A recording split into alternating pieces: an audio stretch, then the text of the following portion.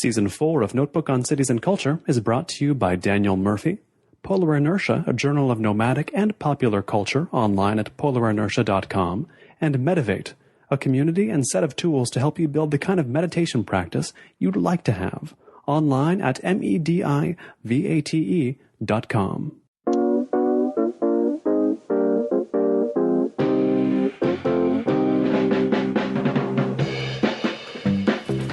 You just taught me about how you tip at a bar in England, which is you don't tip. Now, how do you cross the street in England? You just cross, you look both sides, look both ways actually. There used to be an advertising campaign in the UK back in the 80s trying to teach kids how to cross the street, and there was a little song, but something along the lines of looking both ways. Yes, and they have on the ground stencils that tell you which way to look. In fact, I find that helpful coming from a country where these things they go the other way. As long as you know your left from your right, but sometimes I get confused, so yeah. It can be a challenge. This is Notebook on Cities and Culture, by the way. I'm Colin Marshall in London, England. Just got here, specifically in Hackney, standing outside the Prince Arthur, specifically in Tech City, an area recently branded, I've just been informed, near the Old Street Station. I'm speaking today with Euan Mills. He is should I call you an urban designer? Is that appropriate? Yeah, I'm an urban designer. I think that's probably... Did you start your career saying, I'm an urban designer, or what, did that attach itself to you by someone? I started off as an architect. I went through being an artist for a bit. I went through lots of different things, but I think urban designer is probably the best way to describe me now. When did you realize you were an urban designer, that was the name of your career? Architecture school. I always had a problem with architecture school. Everything was too small. There wasn't enough of an impact. It all felt a bit too small. Projects were too small scale. They thought small. To a certain extent, I was interested in cities. I was interested in help. I was interested in people rather than buildings. Right. And not images of people you place onto renderings of buildings to show how fun it's going to be when this goes up. No, neither that or very nice photographs of very nice buildings with nice finishes. Now, did you grow up here in London? I grew up in Brazil, in São Paulo. Okay, I was going to ask because I know your parents still reside there, right? As architects, both. What do they do? No, my mum's a curator. My dad's an architect in Brazil, and I was actually born in Scotland, but we moved to Brazil when I was 3. Lived there till I was around 18 and then came to the UK to study architecture in Glasgow, and Now, had you said you grew up in London, I would have said, of course, you're going to be interested in cities if you grew up here. But actually, I've been reading about São Paulo, did a bit of that on the plane. It was referenced in a few books I was reading through on cities, and that is... What don't people understand about that city who are not from Brazil, who've never been there? São Paulo is a huge city. It's very, very different to London. I don't understand it. I spent 15 years of my life there, and I still don't understand it. I still go back. I go back there once a year and try and get my head around it. But it's a very strange place. What does growing up there?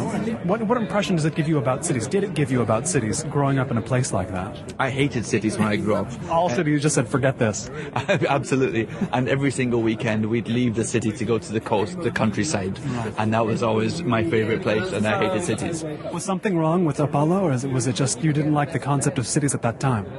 I think São Paulo was the only city I knew. So as far as I was concerned, it was cities on the whole. And what was wrong with it?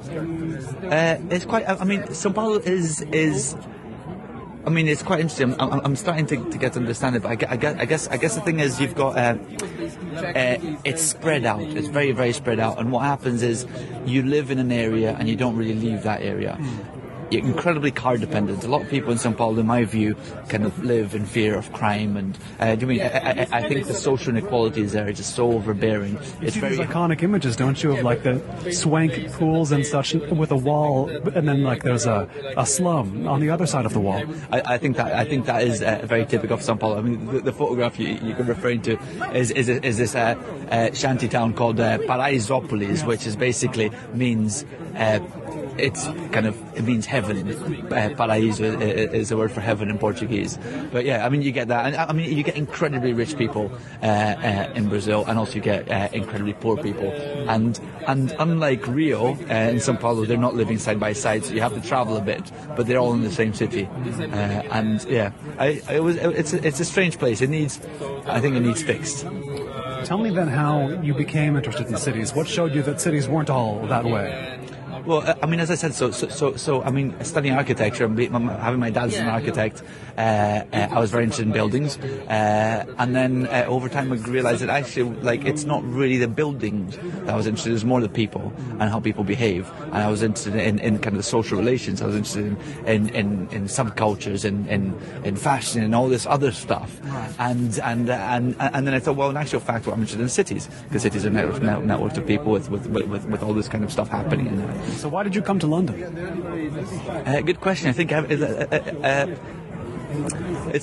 there's a saying in the UK that everyone ends up in PR. I think you could apply the same for everyone ends up in London. I mean, London is in the UK a huge pool. Everyone ends up here. I studied architecture in Glasgow.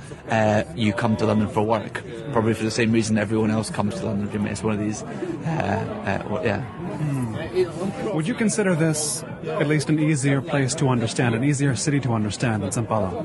Well, I understand London. Whether that's because now I'm older and wiser, and I've been studying cities for quite a while, or whether it is an easier place to understand, I don't know. I mean, I'd say it's an easier place to understand. It's in terms of area, London is significantly smaller. In terms of population, London is significantly smaller.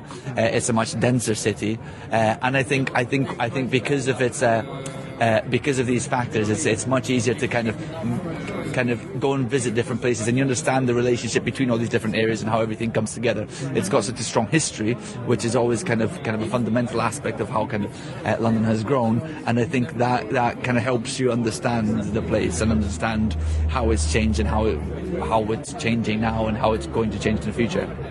What were your first impressions coming here? I can't remember. So I moved down here. I probably moved down from Glasgow with a rucksack and a laptop in 2000, and I went to live in a house with a few friends of mine who were all artists, and there was 5 or 6 of us, and I enjoyed it. I was young, I guess. Yeah, I mean, it was exciting, and I think that's. So I've been in London now for 13 years, and I think that's the one thing that I still like about London. It makes me excited. On a Friday night, cycling from home to work, you see so many different people, so many different cultures. It's a melting pot, and it feels like anything exciting that's going to happen anywhere in the planet is going to happen here. Do you mean? And I think that's one of the things that still, from when I moved here in 2000 to today, it's still the thing that kind of really turns me on about London. Do you think that's a common feeling to world cities, to major world cities, or is that simply a London thing in your mind? I think good question. I mean, you don't see this in São Paulo for some reason. That's not a city that gets mentioned in the grand lineup, is it? I mean, though it's huge, it's just that's what's fascinating to me about it. Huge, lots of stuff there. High profile in Brazil, not high profile in the world. Yeah, absolutely. I mean, São Paulo is high profile in the world in its own way. I mean, it's population-wise, and now it's one of the countries. I mean, economically, it's very, very vibrant. Culturally, I think it's still not quite what it could be.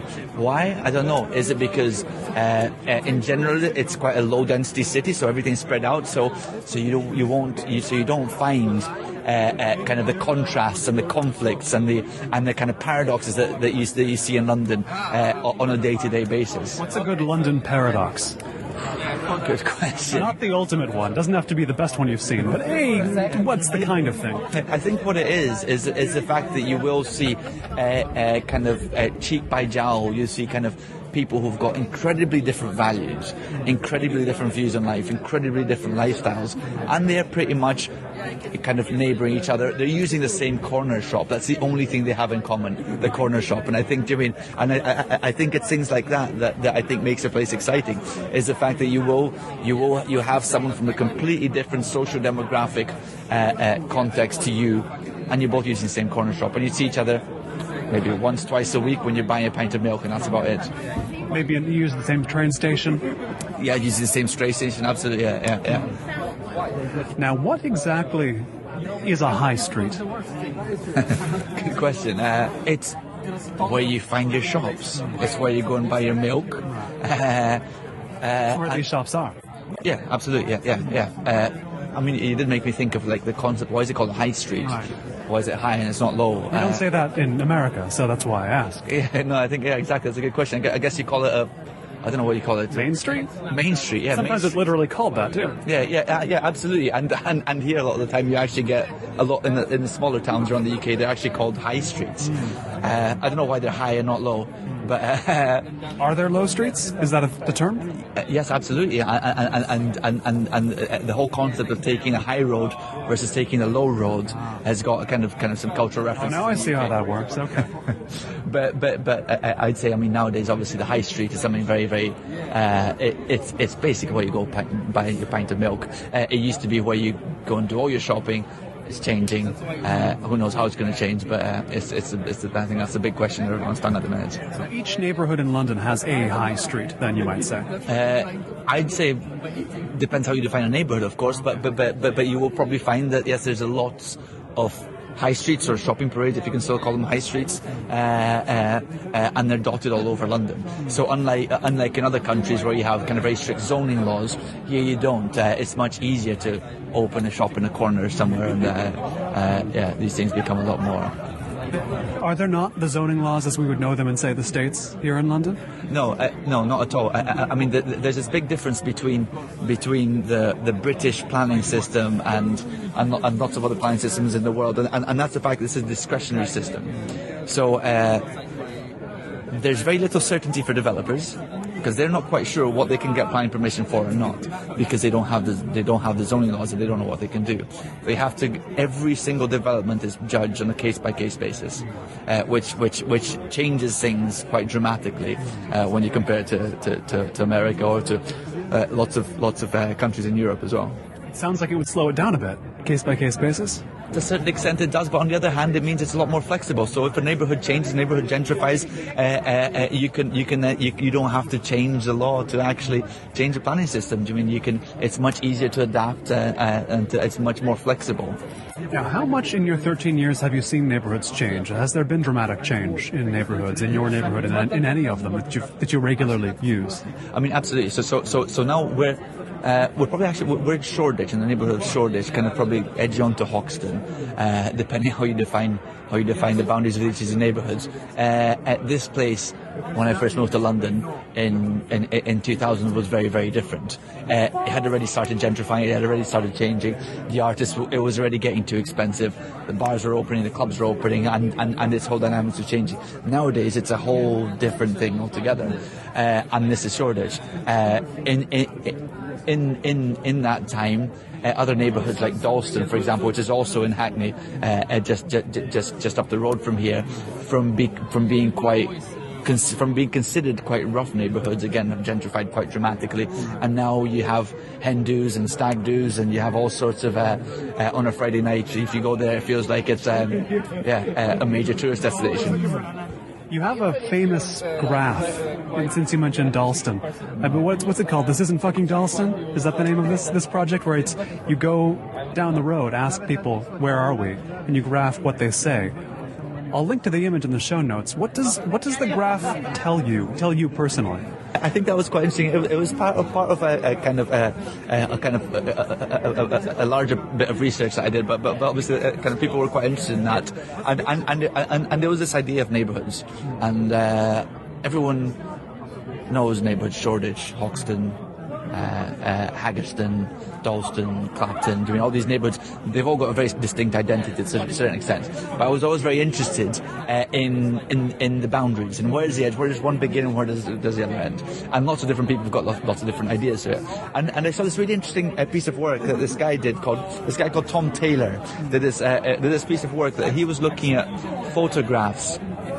He was looking at the contrast between where photographs were taken and the name that they were used to tag the photographs. Like on the internet. Exactly, yeah, on the internet. And he then used that and he kind of scraped that information and made these maps and said, look, this is what people call Dalston. This is what people... And so I was quite interested in this concept of actually trying to find out where's the edge of one place, where does one place begin and one place end. Also because when a place gets a lot of media attention, at the time Dalston was getting a lot of media attention, it was on the newspapers and magazines, it was a cool place to be, it was a hip place to be, and everyone wanted to be in Dalston. So all of a sudden people were kind of saying, oh yeah, I live live in Dalston. I'm opening a bar in Dalston, and then do you mean? And I think that was quite an interesting concept. Anyway, so I was just very interested on how can you actually try and understand this, and I mean, what I knew, there was a bit of certainty. I knew that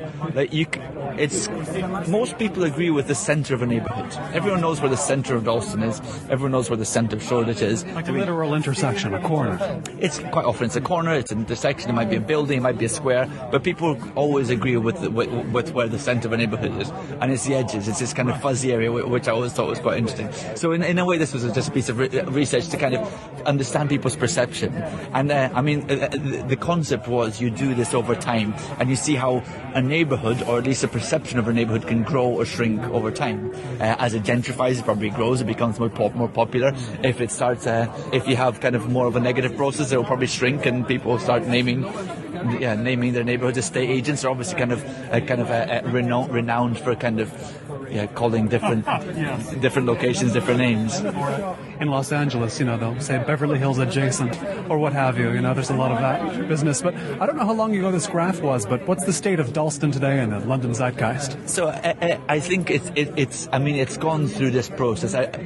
It's no longer the kind of the fun and exciting place to be. I think in a way it's... How long did it have that window of fun and exciting? How many years did it get? Did it get years? Was it months? No, I think that's quite interesting. It's an interesting question because basically what you're asking is how long does it take for a place to gentrify? And if you think of Shoreditch, for example, where we are now, that probably started gentrifying in the mid-90s, and I'd say it probably took by 2000 it was pretty gentrified. By 2005, now it's pretty much. A flat here is incredibly expensive. You can see the number of people that are here. So I don't know. Was that maybe 10 years that it took to gentrify? I'd say to Dalston it was a lot quicker, because I think what happens is the concept of gentrification. People get used to the concept of gentrification, and they're looking for the next place. And when they look for the next place, it becomes a self-fulfilling prophecy. Everyone starts talking about it. A lot of people are talking about Clapton now, and how Clapton's the next Dalston. And in the process of, I'd say, less than 2 years, Clapton's been through this whole process. It's kind of the bubble has burst to a certain extent. People realize, okay, and they're already looking for the other place. So I think it's so much about hype, and it's so much about perception. Is there some sort of agricultural metaphor to this? The gentrification happens and then it dies off, and you've got to leave it fallow for a while. And is it cyclical? Do you see gentrification and decline and regentrification as cyclical and necessarily so, or how do you look at it? Again, I think that's a really interesting question. I'd say it's more of a spiral. I think there's an because gentrification is a new. Gentrification happened in West London in the 60s. Camden Town gentrified. It became a hip place to be. Covent Garden, all these places had their time of being hip and being the place to be, and then it went through this process, but it doesn't mean that that it actually goes back to square zero. It's not as if all of a sudden it's going to become derelict again and all flats are going to be cheap. I think it's a spiral. It just changes. I think it goes through this process. Soho is a really interesting one. Soho, again, probably back in the 60s, was the swinging 60s in London. Soho was a place to be. Old Compton Street. There was so much going on there. And if you go there now, it feels mature. It's this concept of a place that's actually maturing and gaining complexity. There is so much going on in Soho. There's so many layers. There is still the layer of there's still a hip Soho. There's an alternative Soho. There's a very, very expensive posh Soho. You can still feel the 60s one somewhere in there? I think it's still there. Absolutely. Where do you have to go to find that?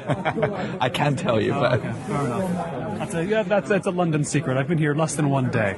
I'll have to do the work to learn that. But neighborhoods don't go full circle then. When they just accrete layers. That would be my interpretation. Of course, bubbles do burst, and all of a sudden the place doesn't become as desirable as it was before. But I don't think I mean, I don't think it necessarily goes back to where it was. It changes. I mean, that's why. I mean, I think the concept of a spiral, where it kind of, to me, it goes through stages where it becomes very, very popular, and then people kind of forget about it, and then it might happen again, and then over time, kind of people come, people stay, bars open, bars close, but then it just adds layers and layers to this complexity, this neighbourhood, and it becomes, I think, a place that's kind of, as I said, a place like Soho is absolutely amazing because it's been through so many different cycles. It's been the centre of so many different subcultures, of so many different movements, and there's leftover kind of there's bits left over of absolutely everything that it's been through, which I think is quite exciting. You mentioned bars opening, bars closing. What do bars tell you about a neighbourhood?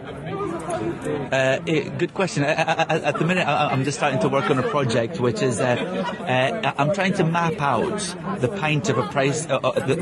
price of a pint of Guinness, which we're both drinking right now. Exactly. Throughout Hackney, and the idea is, because I think to a certain extent the price of a pint of Guinness being kind of a drink that you pretty much get in every pub, reflects kind of a certain aspiration or a certain kind of demographic. So how much variance do you see in that price? I think so far, I mean, so in the beginning of the project, like over, I've had a pint for £3 for £3.50, and a pint for £4.50. £3.99 here. So they're £3.99 here, I think. So in the middle, right? So yeah, I'd say on the lower end, especially for the area we're in. Which means what to you? This place, I mean, right now we're surrounded by council houses. So I mean, there's still a lot of people in kind of lower incomes here, but we are also here. I think you probably find about 50% of the people in this pub actually work in media industries, tech industries, as part of kind of a Silicon Roundabout, and the other 50% are probably actually local people that I don't know whether they work or not, but probably can't afford £4.50 for a pint of Guinness. You get that in London, it seems, more than in some places where there's a lot of people who are in the gentrifying neighbourhoods that suddenly find, I can't afford anything here but my home. Like, I can't afford anything but my rent now, and sometimes not even that. And I think that's one of the great things about London, which I mean, probably to do with kind of planning policy and just general kind of housing policies. The fact that you have, I guess in America you call them projects. Here we call them housing estates, and you have kind of. And we don't have many of them. I think maybe that's the big difference. Here we have a lot of social housing, relatively speaking. I think I rented a room in one myself. We'll talk about that later. But yes, continue. And I think because you have social housing in a place like Shoreditch, for example, it means you do get this mix, this really interesting mix between a lot of kind of like the kind of this vibrancy, this melting pot, which I was referring to before. I mean, you find that in London, and I think that's kind of quite exciting. And I think housing is a crucial aspect of that, especially now. I mean, we're in this really interesting stage in London where I mean, the population of London at the minute increases about 100 people a day. Every single day, there's an extra 100 people living in London, which is huge. By our current population of how many? Of about 8 million now, if you kind of depending on how you count it, but it's about 8 million. We're going to be seeing another 1 million people move to London in the next 10 years. I mean, there's a lot of people moving to London. The population is increasing. A lot of people we're living longer. We're having lots of babies, and so it's really quite interesting, this whole kind of housing aspect and I mean, how do you accommodate all these people, and what happens with people who can't afford the housing? Because obviously the demand is so high that the inflation in house prices just kind of goes through the roof. Now, the cool hunters, the people looking for the next big neighbourhood, what do you think they're looking for? What factors do they seem to be tracking? I mean, I think you want excitement. I mean, I don't think there's necessarily cool. I think everyone likes authenticity. You want a place that is authentic. I mean, it feels so banal when you go into a place and feel like it's been designed for you, like you're the target market. I mean, this is something that I struggle with. I mean, it's just you don't. I want to go to a place where actually sometimes I feel slightly uncomfortable, where I'm not surrounded by people like me, a place which has a bit of a bit of edge. It's a bit exciting. I feel like I'm discovering this place as well, and it feels like it's not just this kind of regurgitated kind of lifestyle that you get fed into and you fall into. Right. How far do you have to go to find that now from where you live?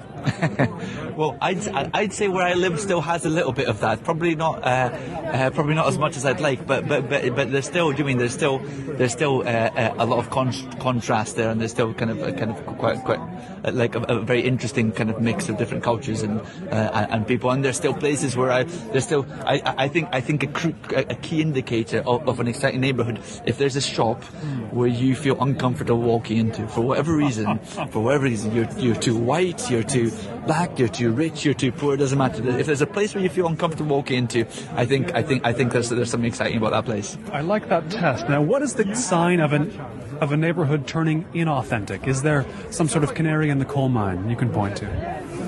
Well, I guess it depends, isn't it? Because I guess how do you define authenticity? That's a big question. But of course, you have the predominant lifestyles. Kind of the coffee shops and the laptops, and we open our laptops and we tweet and it's all very exciting, but it's also incredibly generic and incredibly kind of. It's the same, and it's a bit disappointing sometimes. You walk into another coffee shop that says very nice coffee, a bit expensive. Everyone's on their Apple Macs working. Everyone's very nice. Everyone's just like you, and that really depresses me. Oh, I see. To see everybody the same, but worse, everybody the same as you. I guess maybe that's the thing. Maybe I don't like myself as much as I should. Well, none of us want to be around a bunch of clones of ourselves because, what does it say about the neighborhood? Then what does it say about ourselves, right? It tells us that we've done something. We're part of the problem, right? No, absolutely. And it's this thing about diversity. In a way, I quite like the concept that I've been playing with, which is kind of the gentrifier's guilt, and it's a psychological phenomenon that the people who are who are interested in exciting places and places that are authentic, you can't help but you ruin these places just by going there, and it's this the gentrifier's dilemma or something. I'm not sure exactly what it is, and I think a lot of us suffer from that. Tell me, what are the components of an urban designer's career, or yours? You've worked in various capacities. What have sort of been the main jobs you've done as an urban designer? In a way, I've been quite lucky because my first architecture job, we were looking at whole neighbourhoods and whole town centres. I looked at Barking Town Centre in East London, or Woolwich Town Centre in South East London, I guess there's lots of different aspects. There used to be a time, I guess, before the recession, where this concept of master planning was a big thing, and I spent a lot of time kind of coming up with master plans for areas. How do you fix them? How do you knock down all these buildings, build new buildings, and all that? And I think the recession has been a really kind of healthy, a kind of a healthy phase for people in urbanism at a certain extent, because we kind of realize actually things are a bit more complex than that now. People won't just build things because we think it's a great idea to build them. The economics of development has become a lot more difficult. Now, do you still think in terms of this neighborhood has problem X, Y, and Z and they need to be fixed, or has that changed? I guess, who identifies the problem?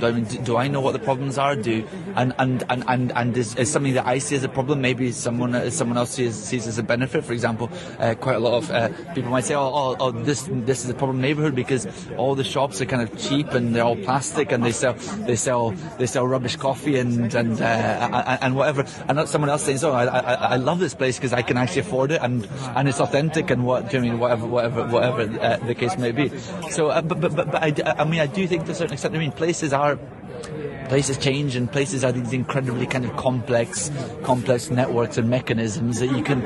I don't think anyone can, any individual or any kind of plan can actually fix or change it, but you can try and kind of try and direct it. You can try and kind of make it move towards a particular direction. You can try and influence it.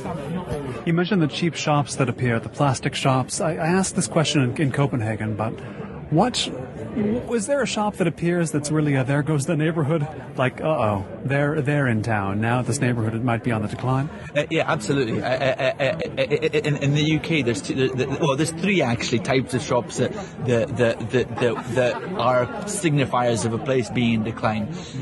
Charity shops. 99p shops, or pound shops as you call them, where we would call these maybe thrift stores and then dollar stores. Yeah, exactly. Yeah, and then bookmakers, betting shops. Oh, sure. Yeah. We don't have those in the States. Yeah, because what you get is it's basically a place where you go and you place bets on dog races, football matches, whatever you want. And I think these are three kind of really interesting indicators that a lot of kind of the middle classes in London, and probably kind of in the whole of the UK, kind of look down on, and they think they're bad things, and to some extent they do show kind of economic issues with the place. But obviously economic issues are very, very different to cultural issues and to the success of the place. I don't think you should ever judge a place by how successful economic it's being. Right. They are certainly clear signs of poverty, though, when it's cheap stuff / betting on dog races. It's a sign that's a hard trend to reverse, is it not? Yeah, but I mean, yes, to a certain extent. But I think there will always be people who earn less money. There always, and these people need somewhere to shop. These people they need somewhere to buy stuff. And I think. If there wasn't a market for these places wouldn't exist. Right. And I think the concept of trying to get rid of these places and not let them appear anywhere, I think that there's an aspect that it's very exclusionary. You're getting rid of people, and you shouldn't be doing that. I think these places. Everyone. Who am I to say no? You shouldn't be betting. You should be betting on dogs. And to be honest with you, these places wouldn't be opening up if there weren't people interested in them. People who actually like doing that, and yeah, I think it's interesting. There's a good point we're getting at here, because you want a few of those. You don't want a street that's all those, but when you have nothing at all of that side of the economic spectrum, that's a problem too, right? Absolutely, and I think to a certain extent that's kind of the holy grail. You've talked about high streets. I think that's a holy grail of places. It refers to high streets. It refers to gentrification. There's this holy grail, I think, in kind of placemaking, or I don't like the term placemaking, but there's this holy grail in a neighbourhood, which is this point in time where it's just perfect, where the diversity is just you have the perfect balance between newcomers, people who've been there for a while, the different cultures, and the thing is, places are always changing. It's always kind of a fleeting moment, and I think the challenge, for planners and for urban designers, for anyone that works in this industry, is what can we do to try as hard as we can to try and preserve this diversity? What can you do to try and at that point in time where there's some newcomers, it's a little bit prosperous, but it's not exclusionary. It's not. People are still you still have that mix of people, that diversity. What can you do to try and keep it like that? And I think that's kind of in a way the holy grail of, in my view, anyone that works with cities. Are there certain London neighbourhoods, or indeed anywhere, you can look to and say, wow, that's been exciting, that neighbourhood, for a freakishly long time? Just certain ones that have seemingly outlasted the usual ability to stay exciting. As I said, I think it might even be an impossibility. I think it's like our hair grows, places change. Right. Do you mean places? There's nothing we can do. No matter how much we try, we try and kind of keep these things. Places are always changing. Within 10 years, a place becomes kind of irrecognizable. The interesting thing, though, which quite often I refer to, is that places change so slowly that we never really realise it. And it always reminds you when you look at a picture of yourself and your hair's really long, you go, oh my God, is that what I look like? Or your hair's very short, and you don't see the change from day to day. But when you see the before and after, then you really realise what the difference is. And I think places work a bit like that, because they have the change in kind of places, it's always very, very slow. A shop might open, a shop might close, someone might move out, the price of a flat might go up. It's very, very gradual, and it might take 10 years, but then all of a sudden the place is a completely different place. And I think that's one of the challenges that I think urbanists in general have, is to kind of, it's really hard to engage people in that process because it is so long and it's so subtle. Do you mean, I think sometimes you have to really bring out and really highlight, look, places change. You can have an influence over this place. You can try and have an influence over this place, but it's changing. What's it going to be like in 10 years' time? You have to accept that the cycle is going. You're not going to stop the cycle. It's turning. But given the inevitability, how does that change the way you think about what you can do, what you can't do as a planner or as a designer or what have you? Kind of, as soon as you understand the concept that cities or places or neighbourhoods are emergent systems, so no one can control a place. And if they try, the results are never worth living in. Exactly. Yeah. I mean, you can knock a place down, but I mean, maybe we used to do that in the 60s. I think we've learned our lessons now, and so I think the challenge is now, what can you do to try and kind of small interventions to try and kind of change and influence the way that the place changes. If a place is very run down, sometimes the place might need some middle class people, and then you might need to open a coffee shop that sells expensive coffee or whatever it might need to happen. Or sometimes there might be too much of that, and you might actually need to subsidise a shop to open a pound shop or whatever else it might be. Right. Now, what has been the nature of your work with high streets? What have you done regarding high streets and what they are, how they work? I live near a very interesting high street, which when I moved there, I saw it as being in that perfect point in time where it had just the right mix. That window. Exactly, that window. And I moved there because of that, and I thought, how can I keep this place like this? I like it how it is now. What can I do? So I helped set up a Traders and Residents Association. We did a number of projects to try and influence that. I'd be tempted to say actually we failed. We failed because the place has changed. I think How many years ago did you say, let's keep this place the way it is? This is about 3 years ago. Okay. So not that long ago. And we said, okay, let's try and keep this diversity. To be honest, I mean, a lot of the diversity is still there. But I think we've just gone past the line of that. I mean, I think it's now there's maybe one too many cafes, one too many nice restaurants, and a lot of the kind of poor people who still live in the area feel slightly disaffected, feel slightly alienated. So I think to a certain extent we failed. But it did. I mean, the process of actually trying to do that, trying to kind of influence the way the place, kind of this high street or this neighbourhood changed, was actually really interesting. Well, what general area of London was this? So this is also in the borough of Hackney, in northeast London. It's Clapton, Lower Clapton, and there's a high street called Chatsworth Road, which was basically when in 2000, back in the kind of 2000 and the late 90s, it was referred to as Murder Mile.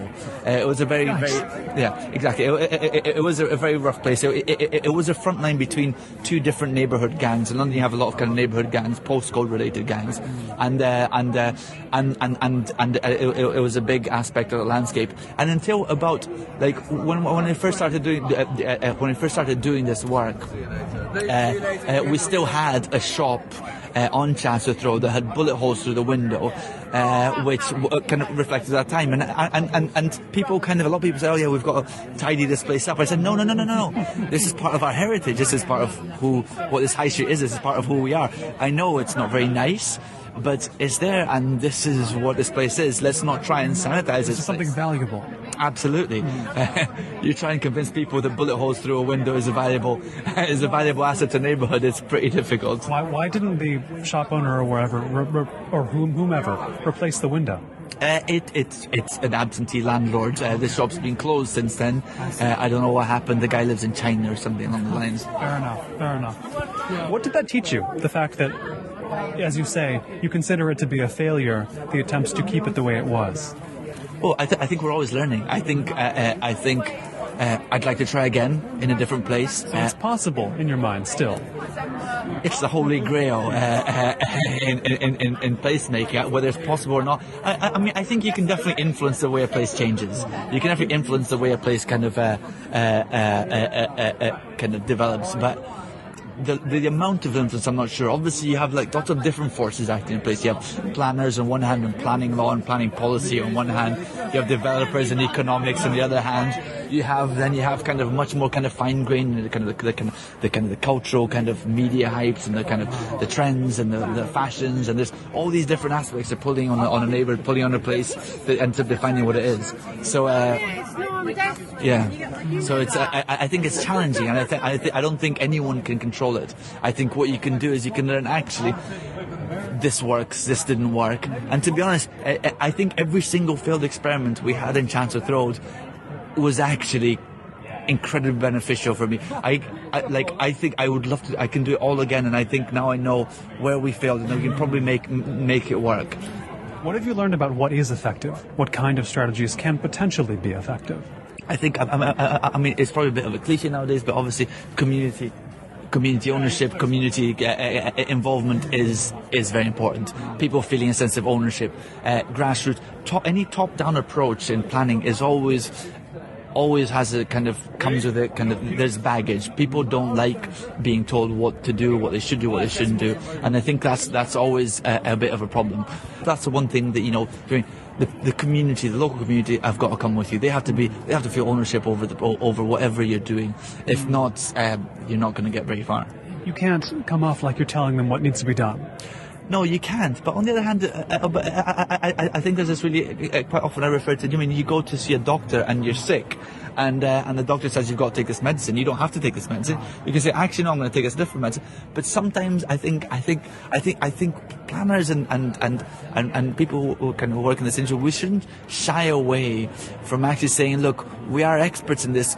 Yes, you are an expert in your place, but I've studied 20 of these places, right. and I think you need a combination of that local expertise and local community with kind of an overall understanding of the processes and the places go through to be able to kind of really change and affect the way places develop. On the subject of having seen these 20 places and so on, which cities in the world have taught you the most outside London? Good question. I mean, I'd probably have to say São Paulo because that's where I spent all of my youth, and I go back there every year, and now as a much more mature urbanist, I'm always comparing São Paulo to London, and I'm studying São Paulo, and kind of it's an incredibly challenging city.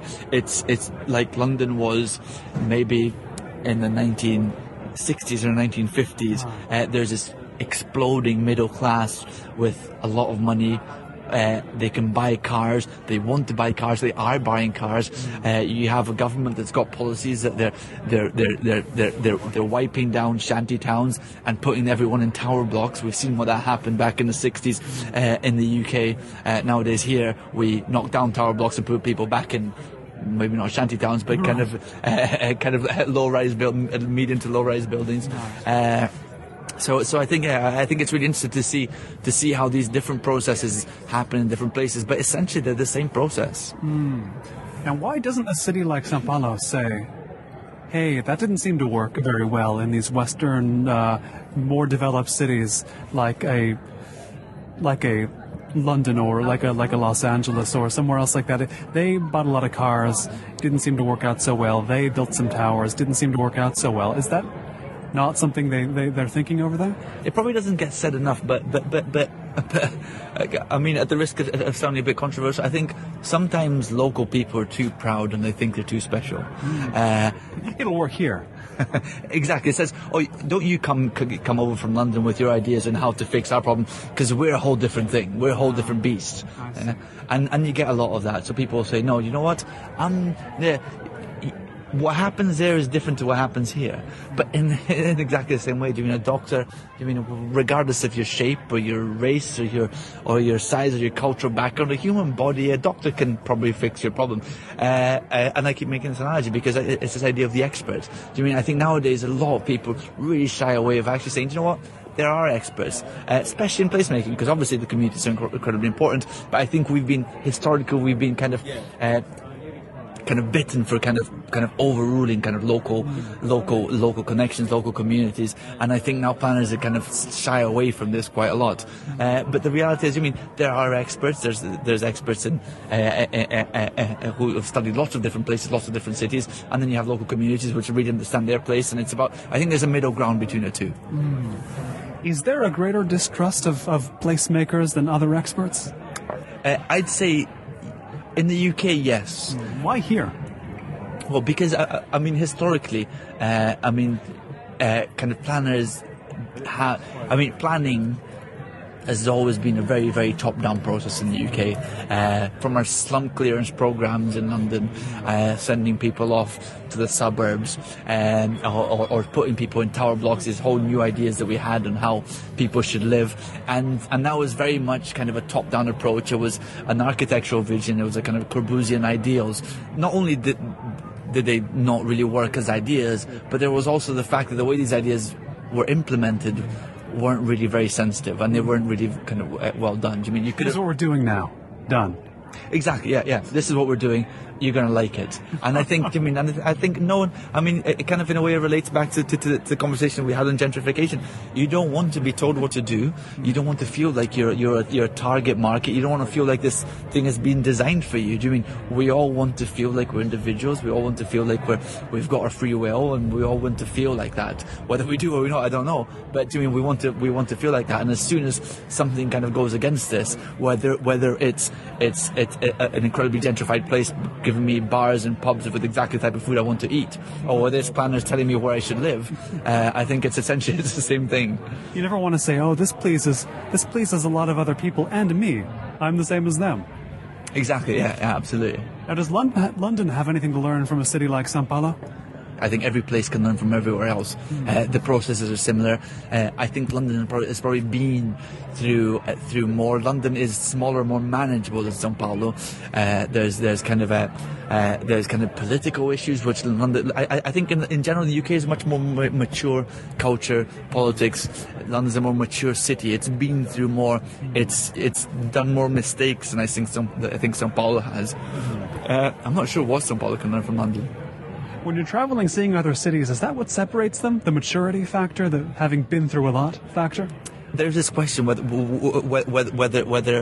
kind of places can mature or not, and whether some cultures are more mature than others. I don't know, but as I said, I don't know that many cities. I know London, I know São Paulo pretty well. That's pretty much where my knowledge ends. What do you keep your eyes open for here in London? And what, you're seeing the things that are exciting, like the variety of people using the same corner store, but what else does catch your eye on a daily basis? What kind of things do you watch out for? I think it's always the people. It's always the people. What are people doing? In London, for example, in the last few years, people started cycling. There's a lot of people cycling in London now. Everyone cycles.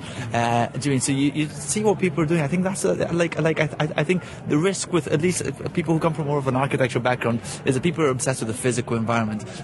That's the reason I left architecture. I wasn't interested in the physical environment. I'm interested in people. Was there a last straw in that process? Like, forget it. One building too many of them staring at? Yeah, absolutely. I did have, as part of my postgraduate in architecture at the Bartlett, I was trying to design a building. Well, it wasn't actually a building. I was trying to design social relationships. And my tutor said, look, this isn't architecture. And I think at that point I said, yes, okay, maybe architecture isn't for me. I see. Now, what are your thoughts on the way London seems to use architecture? There are starchitects who build here. There's a sensibility for that still to this day, is there not? I think we're pretty much over kind of the whole starchitect concept. It's done. Well, I mean, of course, it's still there. It's still there. Do you mean if Google are going to build new offices, they're going to pick some trendy architect? But I guess the interesting thing is the other stuff. Is the norm, the normal. What is the background? Right. I mean, there is a role for starchitects. I mean, funny shaped buildings. I mean, we have a few of them in London. China's buying most of those now, I think. Well, no, China's funding most of them now, not necessarily buying them. But so do you mean? So I think to a certain extent, I think there's a role for that. But it's much more interesting to see what is the background, what is the norm. Do you mean what is the average stuff? It's sort of the council houses and the shops in the background, then that sort of thing, those sorts of buildings? Yeah, absolutely, yeah. Does it take effort to look at the background? Not really, because it's all around us. I mean, to be honest, where we're sitting here, we can't actually see any of the funny shaped buildings around London, but you can see a lot of the much more conventionally shaped buildings. But there is a sense in which people aren't necessarily looking at those because they're in the background, right? I mean, the background is something that's always there, and it takes some kind of shift of mind for the average individual to see something in them, right? I don't think the average individual needs to look at buildings. They don't have to look up. I mean, quite often architects say, "Oh, people don't look up enough." Right. We don't have to look up. We're getting on with our lives. You mean you don't see the 70th story I designed enough? Absolutely. I mean, it's okay not to care about buildings. Who cares about buildings? I'm interested in people. You know, there's a pretty girl that walked by. That's what I'm going to look at. I'm not going to be looking at the detailing of how that column, that balcony kind of meets the buildings. I mean, I think people are much more interested in the buildings. So what do you tell somebody who would try to understand London by looking, keeping an eye open toward the built environment, the people as well? What should they be aware of? And I mean, even me, myself, I'm only here 2 weeks, so as best I can understand the place, what should I watch for? I think it's always trying to understand the intentions. Why are things that, for example, where we have here, so we've got this council estate to one side. Why is it there? Do you mean that was built by probably a local authority? So it's a public building. It was built for people of lower income to help them out, and then behind us we've got a student accommodation block which is brand new. Why is that built? Do you mean that's basically built for a particular reason? Who's living there? And I think it's always kind of thinking about intentions, kind of this concept of kind of people-centered design, which is much more developed in the areas of product design and than it is in architecture and planning. But actually, kind of, do you mean look at the relationship between the people and the buildings? Do you mean the buildings are there for the people when it comes down to it? Can you find out the intentions by thinking about it? Are they always clear, or are they hidden sometimes?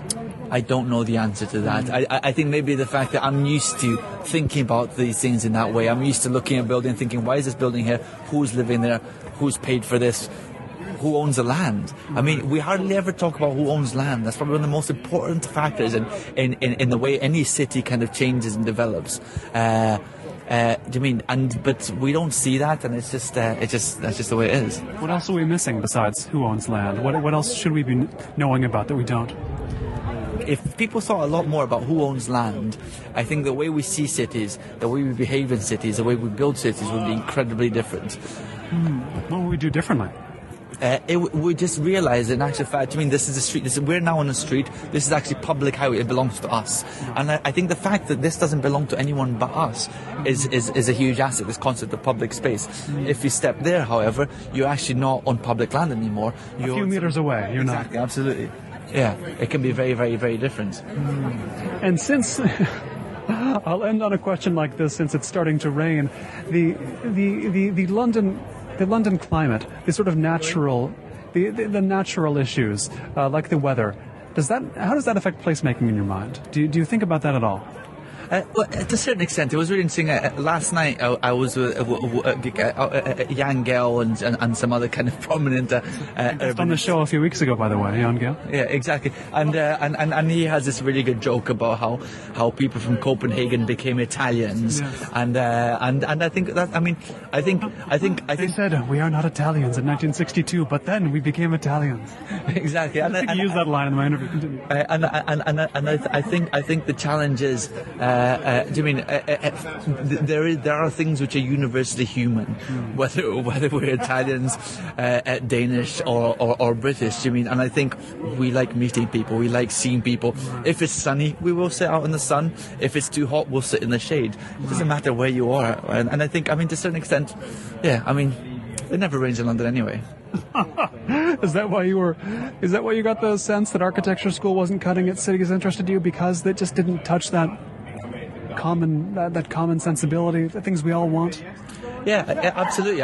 There's kind of these fundamental aspects of what it's like being a human being, and you can design a house, and of course there's kind of cultural aspects, and there's subtle differences between a house here and a house in a Muslim country. But when it comes down to it, I think we're a lot more similar than people quite often give us credit for. When designers, architects don't know that, that's where some of the problems come from. I think problems only come when designers or architects don't think about people when they think about buildings. It happens often. In my experience in the last 3 years, yeah, absolutely, yes. Quite a lot of architects kind of forget about the social. Human dimension, which is so well publicised nowadays. The whole human-centred design, Tim Brown and that whole school of thought. I think it's incredibly important. I wish every single architect read some of that stuff. What do you tell them? One thing to tell people who don't think about people when they're designing places. What would you do if you lived in a space, or think of the people? Start with what people are doing, start with behaviour, think like you're not designing objects, we're designing things for people to use, and look around. You can see how people behave, you can see how different people can be doing. I think there's very little post-occupational research. There's not enough around there to actually understand, okay, so here we built a building, look how people are using it. We don't fully understand that. I've been speaking here in Hackney, in London, by the Prince Arthur, in Tech City, by Silicon Roundabout, whatever you want to call it, with Euan Mills, urban designer. You can read more from him at euanmills.com. Thanks so much for taking the time. Thank you, it was a pleasure. This has been Notebook on Cities and Culture, the first interview in London, many more to come. I've been Colin Marshall. You can keep up with the cultural creators, internationalists, and observers of the urban scene on the show at colinmarshall.org. Thanks. Special thanks to everyone who backed Season 4 on Kickstarter, including Joel Neville Anderson, Daniel Levin Becker, Paige Calvert, Commander Manvark, Jonathan Crow, John Cunningham, David Dawes, James DeVito, Tim Dobbs, Paul Doyle, Jake Elliott, Kevin Emmett, Lawrence English, Jonathan Filbert, Andrew Philippone Jr., Michael Fransky, John French, Themistocles Eucrucius, Will Graham, Umberto Grant, Samuel Hansen, David Hayes, Jeff Hillenbrand, Mark Hines, Andrew Johnstone, Tadeusz Andrzej Kadlubowski, Peter Kavanagh, Ted Kane, Andy Cooney, Evan Landman, Alfred Lee, James Maloney, Sean McDonald, Alberto Bruzos Moro, Jason Miller, Rob Montz, Daniel Murphy, Richard Nash, Aidan Nullman, Patrick O'Flaherty, Danny Olson, Michael O'Regan, Ian Blosker, Christopher Porter, MJ Pritchett, Piers Rippey, Rob Schultz, Todd Shimoda, Cam Smith, Deborah Smith, Adam Sutherland, Maureen Kincaid-Speller, Anna Traher, Thomas Interberger, Matt Warren, Nick Weigelt, Dion Wolfe, Cynthia Yang, and Wayne Wright.